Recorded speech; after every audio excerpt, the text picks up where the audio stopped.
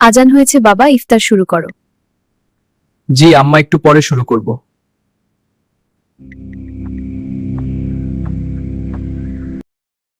হে হোসাইন, রমজান সেই সময় যখন হৃদয় আলোকিত হয়।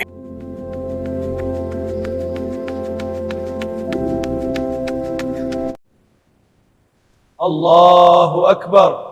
বিসমিল্লাহির রহমানির রহিম। তোমার প্রতিটি রোজা, প্রতিটি নামাজ আল্লাহর নিকট লিপিবদ্ধ হয়।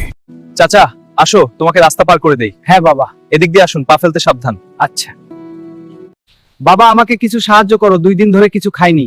হ্যাঁ এই নাও চাচা, আর আজ থেকে প্রতিদিন তুমি আমাদের বাড়িতে খেতে এসো। এই চা আর আড্ডা দিনটা পারফেক্ট হয়ে গেল।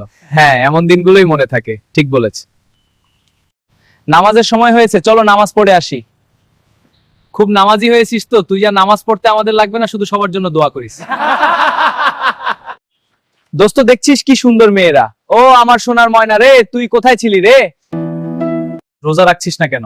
আরে ধুর, রোজা আমাদের জন্য না, রোজা তাদের জন্য যারা খেতে পায় না, আর তাদের জন্য যারা বৃদ্ধ। তুই কি বলছিস রে? হোসাইন, তোমার কাজই তোমার পরিচয়।